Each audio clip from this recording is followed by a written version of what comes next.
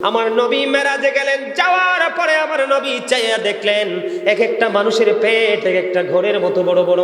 জিব্রাইলকে প্রশ্ন করলো, ভাই জিব্রাইল এই মানুষগুলো কারা? এবার জিব্রাইল ডেকে ডেকে বললেন, ইয়া রাসূলুল্লাহ, ইয়া হাবিব আল্লাহ, নবী নবী গো, এগুলো আপনার নামধারী একদল উম্মত। এদের আমি নবী বলতেছেন, এদের পেটের মধ্যে আমি দেখতে পাই শুধু সাপ আর বিচ্ছু দেখা যায়। ইয়া রাসূলুল্লাহ, ইয়া হাবিব আল্লাহ, নবী গো, এরা দুনিয়ায় সুদ খেয়েছিল। আবার নবী বললেন, তার পেটটা ঘরের মতো বড় বড়, এটার মধ্যে শুধু সাপ আর বিচ্ছু দেখা যায়। নাউজুবিল্লাহ। আরো জোরে বলেন না নাউজুবিল্লাহ। বন্ধুরে আমার আছে না নাই? আমার নবীকে বললেন, ইয়া রাসূলুল্লাহ, ওই মহিলাটা অত বেশি দান সাদকাও করতে পারে না, অত বেশি ইবাদত বন্দেগী করতে পারে না। নবী গো, তার ব্যবহারে মানুষের কলিজা ঠান্ডা হয়ে যায়, তার আচরণ এত সুন্দর এত মিষ্টি, তার আচরণ শুনলে মানুষের কলিজা শীতল হয়ে যায়। আমার নবী সঙ্গে সঙ্গে বলে দিলেন, ওই মহিলা জান্নাতি। আমার নবীকে একজন এক ব্যক্তি বললেন, ইয়া রাসূলুল্লাহ, ইয়া হাবিব আল্লাহ, নবী গো, ওই ব্যক্তিটা অনেক বেশি দান সাদকা করে, নামাজ পড়ে, ইবাদত বন্দেগী করে, কিন্তু ওর ব্যবহার সুন্দর নয়, তার ব্যবহারে মানুষ কষ্ট পায়। আমার নবী বললেন, সে জাহান্নামী। জোরে জোরে বলেন না নাউজুবিল্লাহ। এবার আবার নবীকে ডাক দিয়ে বললেন, ইয়া রাসূলুল্লাহ, আরেকজন মহিলার দিকে ইশারা করলেন, কারণ মহিলারা বেশি খোঁটা দেয়, ঝগড়াও করে, ঠিক কিনা বলেন? এর মধ্যে ব্যতিক্রম কিছু আছে যারা অনেক বেশি আল্লাহ রাসূলের পাগল, আছে না নাই? আমার নবীকে বললেন, ইয়া রাসূলুল্লাহ, ওই মহিলাটা অত বেশি দান সাদকাও করতে পারে না, অত বেশি ইবাদত বন্দেগী করতে পারে না। নবী গো, তার ব্যবহারে মানুষের কলিজা ঠান্ডা হয়ে যায়, তার আচরণ এত সুন্দর এত মিষ্টি, তার আচরণ শুনলে মানুষের কলিজা শীতল হয়ে যায়। আমার নবী সঙ্গে সঙ্গে বলে দিলেন, ওই মহিলা জান্নাতি। আপনি নামাজ পড়বেন, রোজা করবেন, কারো সাথে খারাপ ব্যবহার করতে পারবেন না। আর একটু সহজভাবে আমি আপনাদেরকে বুঝিয়ে দেব বন্ধু, ইসলাম আমাদেরকে কত সুন্দর শিক্ষা দিয়েছেন। আপনি যদি বাড়ি বানাইতে চান, আপনি 10 তলা বা 20 তলা ভবন বানাবেন, আপনার পাশে একজন দুস্থ মানুষ আছে, ঠিক কিনা বলেন? বাংলাদেশে গরিবরা সুখী না দুঃখী? সুখী না দুঃখী? The poor are born to suffer. গরিবরা জন্মগ্রহণ করেছে দুঃখ ভোগের জন্য, ঠিক কিনা বলেন? এই দুঃখটা পায় বড় লোকদের অত্যাচারের কারণে। কোন বড় লোক? যারা পৃথিবীর বড় লোক, আমার নবী তাদেরকে বড় লোক বলেন নাই। আমার নবী বলেছেন, আল গিনা গিনান নাফস। বুখারী এবং মুসলিম শরীফের মধ্যে এসেছে, আমার নবী বলেছেন, প্রকৃত ধনী হলো আত্মার ধনী।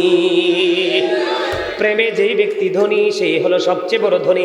আল্লাহর কাছে যেই ব্যক্তি ধনী বলে গ্রহণযোগ্য হবে রে, ওই ধনীর জন্যই অবর্ণনীয় নেয়ামতের জায়গা জান্নাত অপেক্ষা করতেছে। বন্ধুরে আমার, আল্লাহর হাবিব আমাদেরকে জানিয়ে দিয়েছেন, বড়লোক যখন বাড়ি বানাবেন 10 তলা, পাশে আছে একজন গরিবের ছোট্ট একটা ভিটা। আপনি বাড়ি বানানোর আগে আমার নবী শিক্ষা দিয়েছেন, তুমি দুস্থ মানুষের ঘরে চলে যাও, তার সাথে তোমার কথোপকথন আলাপ আলোচনা তুমি করো। কেন গো নবী? কেন তার সাথে আমি আলাপ করবো গো? তাকে তুমি তোমার ড্রয়িংটা দেখাও। কি দেখাও? তোমার ড্রয়িংটা দেখাও তাকে, যে আমি সুন্দর করে একটা বড় বাড়ি বানাবো, এইভাবে আমি ড্রয়িং করেছি, ইঞ্জিনিয়ার সাহেব আমাকে প্ল্যানিং দিয়েছে, এইভাবে যদি বাড়িটা বানাই, তুমি আমার পড়োশি, তুমি আমার স্বজন, তুমি আমার সবচেয়ে কাছের মানুষ, তোমার অসুবিধা হইলে আমি ড্রয়িংটা চেঞ্জ করব। নবী বলেছেন, গরিবের সাথে তুমি পরামর্শ করো, যদি সে বলে না বন্ধু, তুমি যদি এমনি ভাবে বাড়িটা বানাও, আমার বড় বিপদ হয়ে যাবে, চলার ক্ষেত্রে প্রতিবন্ধকতা সৃষ্টি হয়ে যাবে। আমার নবী বলেছেন, তুমি ড্রয়িংটা চেঞ্জ করে ফেলো। কি করে ফেলো? ড্রয়িংটা চেঞ্জ করে ফেলো। বলে, হুজুর কেন গো আমার প্ল্যানটা চেঞ্জ করতে হবে? তার কারণ হলো, তোমার সুবিধা যেমনি 50 বছরের জন্য স্থায়ী হয়ে যাবে, মনে রাখবা তোমার পড়োশির দুঃখটাও 50 বছরের জন্য স্থায়ী হয়ে যাবে। এটাই হলো আচরণ, মিষ্টি ব্যবহার। বন্ধু, এই বিষয় যদি আলোচনা শুনতে চান, অনলাইন থেকে শুনবেন। আমি লম্বা আলোচনা করতে পারবো না, কারণ আমি আপনাদেরকে শুধু ছোট্ট ছোট্ট করে এক্সাম্পলগুলো মনে করিয়ে দিতে চাই, ঠিক কিনা বলেন? আমাদের বর্তমানে সবচেয়ে বড় জঘন্য আর একটা অপরাধ হলো মা বাবার সাথে খারাপ আচরণ। আল্লাহ বলেছেন, অবিল ওয়ালিদাইনি ইহসানা, we should obey our parents. আমাদের প্রত্যেকের উচিত আমাদের পিতামাতাকে মান্য করা, আছে না নাই? মা বাবার সাথে খারাপ ব্যবহার করে না, ভালো ব্যবহার করে। আরো জোরে বলেন না কেন? মা বাবার সাথে খারাপ ব্যবহার করে কি করে না? আমি ছোট্ট করে এক্সাম্পল দিব বন্ধু, সব অপরাধগুলো মিলিয়ে কোথায় যাবে মানুষগুলোর ঠিকানা? সর্বশেষে আমি মূলের দিকে যেতে চাই, যাবেন তো আমার সঙ্গে? মানে আমি একটা একটা করে আপনাদেরকে মনে করিয়ে সবগুলো পাপ একত্রিত করব, করার পরে কোন জায়গায় আপনার আমার ঠিকানা হবে সেখানে নিয়ে যাব। যাবেন? জানার দরকার আছে না নাই? বোঝার দরকার আছে না নাই? মা বাবাকে গালি দিতে হয় না বন্ধু, তারা যদি মনের অজান্তে সন্তান যদি মা বাবার কোলে যায় আগুন দিয়ে আল্লাহর আরশে আগুন লেগে যায়। বিশ্বাস করেন না? নবীকে যখন প্রশ্ন করা হলো, ইয়া রাসূলুল্লাহ, আমার কাছ থেকে সবচেয়ে মিষ্টি বা আচরণ পাওয়ার হক কার? নবী বললেন, ক্বালা উম্মুকা, তোমার মা। আবার প্রশ্ন করলেন, ক্বালা সুম্মা মান, তারপরে কে? নবী বললেন, ক্বালা উম্মুকা, তোমার মা। আবার প্রশ্ন করলেন, ক্বালা সুম্মা মান, নেক্সট কে? ইয়া রাসূলুল্লাহ, নবী বললেন, ক্বালা উম্মুকা ইউর মাদার। তিনবার প্রশ্ন করলেন, তারপরে আবার বললেন, ক্বালা সুম্মা মান, তারপরে কে? আমার নবী বললেন, ক্বালা আবুকা ইউর ফাদার। জোরে জোরে আল্লাহু আকবার। আমি শুধু আপনাদেরকে বোঝানোর জন্য একটার পর একটা এক্সাম্পল দিচ্ছি বন্ধু। কষ্ট হয়, বুঝতে অসুবিধা হয়, আলোচনা শুনতে ভালো লাগে? কার কার কাছে ভালো লাগে হাত তোলেন। 2 হাত তুলতে হবে, 2 হাত সোজা করে। সবার কাছে ভালো লাগে হাত নামান। বন্ধু, আমি আপনাদেরকে হাদিস শরীফের হাদিসটা অনেক বড়, ছোট্ট একটা অংশ আমি আপনাদেরকে শুধু শোনাবো। সেই ব্যক্তি, তার নাম হলো হযরত জুরাইজ। তিনি আল্লাহ এবং আল্লাহর হাবিবের অনেক বেশি পাগল ছিলেন।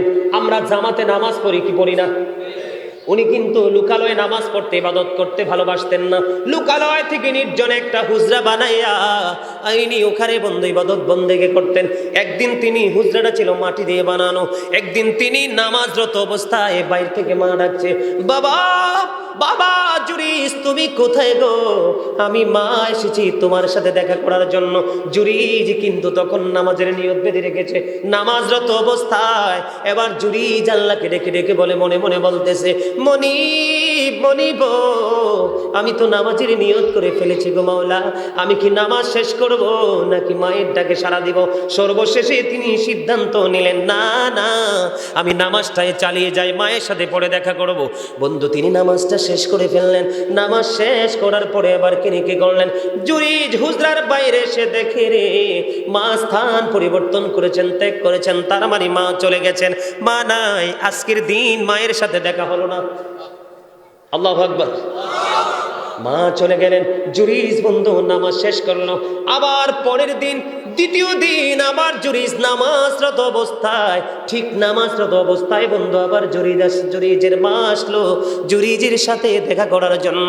মাকে গতকালকের মতো আবার বারবার ডাকতেছে, বাবা গো বাবা গো, আমি মা এসেছি তোমার সাথে দেখা করার জন্য। বন্ধু, মায়ের কলিজায় আগুন দিও না। ও বন্ধু, মায়ের কলিজায় আগুন লাগলে তোমার দুনিয়া এবং আখিরাত পুরে সব ছাই হয়ে যাবে। বন্ধু, আজকেও জুরিজ নামাজ পড়লেন। নামাজ শেষ করার পরে বাইরে এসে দেখলেন আজকে মা দুঃখিনী নাই, এখান থেকে চলে গেল। বন্ধু, হাদিস খানা কিন্তু বুখারী এবং মুসলিম শরীফের হাদিস, সিয়াসিত্তার অন্যতম গ্রন্থ। হাদিসের আগে অনেক লম্বা একটা অংশ আছে বন্ধুরে আমার। এবার তৃতীয় দিন চলে আসলো। আবার তৃতীয় দিন আবার জুরিজ নামাজরত অবস্থায় আবারও আসলো দেখা করার জন্য। আজকেও জুরিজের সাথে মায়ের দেখা হলো না। তিনি নামাজ শেষ করে বাইরে এসে দেখে মা নাই, মা চলে গেছে। মা একে একে 3 দিন করে আসলো, সন্তানের সাথে দেখা করতে পারলো না। এই দুঃখ তিনি সইতে পারলেন না। আল্লাহকে একটা ডাক দিয়ে বললেন, মাবুদ, মনিব মনিব, এক এক করে 3 দিন আসলাম মায়ের সাথে দেখা করার জন্য, দেখা করতে পারলাম না। তুমি তাকে বেশ্যা মহিলার মুখ না দেখাইয়া মরণ দিও না। আওয়াজ দিয়ে বন্যা নাউজুবিল্লাহ। সন্তান কি গালি দিছে? কিছু করছে? সন্তান কি নামাজ পড়তেছে? কি করতেছে? নামাজের চাইতে উত্তম ইবাদত আসেনি? কথা বলেন না কেন? ইমানের পরে সর্বপ্রথম শ্রেষ্ঠ আমল কোনটা? এবার বন্ধু চলে গেল মা দুঃখিনী। এবার পাশেই ছিল এক বেশ্যা মহিলা, তার গর্ভে সন্তান। ধীরে ধীরে সন্তান বড় হলো। বন্ধু, সন্তান প্রসব করলো বেশ্যা মহিলা। সব মানুষ তাকে প্রশ্ন করলো, রে তুমি সন্তান কোত্থেকে এনেছো? কয়ে সন্তান এনেছি জুরিজের কাছ থেকে। আরেকবার বলেন না নাউজুবিল্লাহ। জুরিজ কিন্তু কিছুই জানে না। কথা বলেন না কেন? সেই সম্পর্কে কিছু জানে না। এবার লোকে এলো বন্ধু, মানুষের কাছে ছড়িয়ে ছিটিয়ে গেল, ছড়িয়ে ছড়াইতে বন্ধু মানুষগুলো আসলো হুজুরের কাছে। মানুষ এসে হুজুরের হুজরাটা ভেঙে ফেললো, টেনে হেসড়ে তাকে হুজরা থেকে নামালো। সে বলল, কি রে, আমার অপরাধ কি, আমি কি করেছি? বন্ধু কি করেছি? তারপরে অনেক বড় ঘটনা তিনি সর্বশেষে বললেন, তুমি বেশ্যা মহিলার গর্ভে সন্তান দিয়েছ, অবৈধ সন্তান। এবার জুরিজ একটা ডাক দিয়ে বলল, আমার জন্য পানি নিয়ে আসো। গাঠুরি দিয়ে বন্ধু পানি নিয়ে আসলো। পানি নিয়ে আসার পরে তিনি ওযু বানাইলেন, আবার নামাজ পড়লেন। নামাজ পড়ার পরে বাচ্চাটাকে সামনে নিয়ে আসলেন। বাচ্চাটাকে সামনে নিয়ে এসে বললেন, বাচ্চাটাকে আমার সামনে নিয়ে আসো। বাচ্চাটাকে আনতে দেরি, বাচ্চাটার পেটটার উপর হাত রাখিয়া এবার জুরিজ বলল, বাবু বলো না তোমার বাবাকে। এবার ওই ছোট্ট বাচ্চা দেখিয়ে দিয়েছে, ওই রাখাল আমার বাবা। জোরে জোরে বলেন না সুবহানাল্লাহ। কিছু বুঝতে পারছেন নি? সন্তান নামাজের অবস্থা, মা দুঃখ পাইছে, আল্লাহর কাছে বদদুয়া দিছে, বদদুয়া কবুল হয়েছে কি হয়েছে না? তার গায়ে আঘাত পর্যন্ত করেছে। কি করেছে? জুরিজকে মারছে পর্যন্ত, হুজরাটা ভেঙে ফেলেছে, টেনে হেসড়ে তার হুজরা থেকে বের করেছে। পরে যখন তার এই কারামত তিনি দেখতে পাইলেন, কারণ জুরিজ ছিলেন আল্লাহওয়ালা, খুব বড় বুজুর্গ, তখন তৎকালীন সময় মানুষগুলো জুরিজের কাছে সে চুমু খেতে লাগলেন, তার থেকে বরকত নেওয়ার চেষ্টা করলেন। এবার বললেন, আপনি যদি চান আপনার হুজরাটা স্বর্ণ দিয়ে বেঁধে দিব। জুরিজ বলেছে, না না, স্বর্ণ দিয়ে বাঁধাইতে হবে না, আমারটা মাটির, এটাই তুমি মাটির করে দাও। এগুলো অপরাধ কিনা বন্ধু? কথা বলেন না কেন? আমি আর লম্বা ওই দিকে যাইতে হবে না, ওই কবরের আযাবের দিকে আমাকে যাইতে হবে বন্ধু। এই যে এতগুলো কথা আপনাদেরকে মনে করে দিলাম, পাপ কিনা, অপরাধ কিনা, অন্যায় কিনা, জুলুম কিনা? জুলুম করলে মানুষের ঠিকানা হবে কোথায়? জাহান্নাম। এই জাহান্নামের খবর জানেননি? আল্লাহ রাব্বুল আলামিন বলেছেন, ইন্না বাতশা রাব্বিকা লাশাদীদ। আল্লাহ বলেছেন, the seizing of Allah is difficult. আল্লাহর ধরা, আল্লাহর পাকড়া বড় শক্ত, বড় কঠিন। আল্লাহ বলেছেন, ইন্নাল্লাহা সারিউল হিসাব। Allah is quick to take account. আল্লাহ হিসাব গ্রহণে অত্যন্ত তৎপর। আল্লাহ কি? আল্লাহ হিসাব গ্রহণে অত্যন্ত তৎপর। বান্দাকে আল্লাহ ধরবে খুবই শক্তভাবে বন্ধু, আবার হিসাব নিবে বান্দার কাছ থেকে চুকিয়ে চুকিয়ে। জীবনে যত কুকর্ম করেছে মানুষ, সবগুলো মানুষের চোখের সামনে থাকবে, তারা কবরে যাবে রে। ওই পাপীদের জন্য ভয়ঙ্কর একটা খবর হলো বন্ধু, সবচেয়ে বড় ভয়ঙ্কর, সবচেয়ে বড় কব আযাব হলো জাহান্নামীদের সবচেয়ে ছোট্ট একটা আযাব হলো, তাদেরকে আগুনের এক জোড়া জুতা বানাইয়া দেওয়া হবে। আগুনের এক জোড়া জুতা পরিয়ে দেওয়া হবে রে। ও বন্ধু, আগুনের জুতা যখন পরিয়ে দেওয়া হবে, পায়ে যখন তুমি লাগাইবা, ও বন্ধু, মাথার মগজটা, কুরবানি ঈদের দিনে মানুষ গোস্ত কম রান্ধে না বেশি রান্না করে? অনেক বেশি রান্না করে। বিয়ের দিনে মানুষ গোস্তকে কম রান্না করে না বেশি রান্না করে?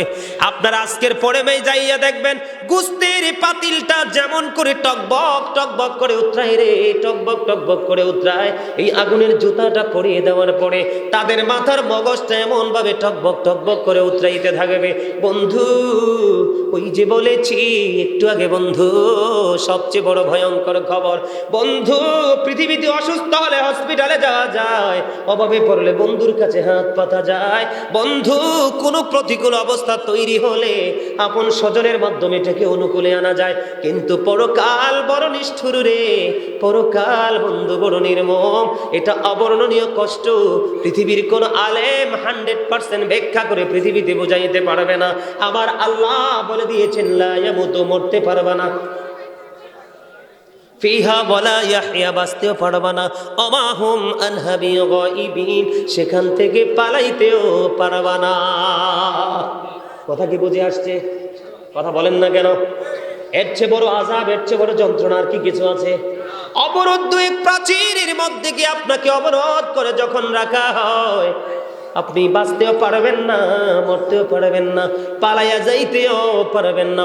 ওয়াজকার আল্লাহ কোরআন শরীফের 30 পারা সূরা ইনফিতরে আল্লাহ বলেছেন, people will not die that day, people will not be able to life that day, people will not be able to escape.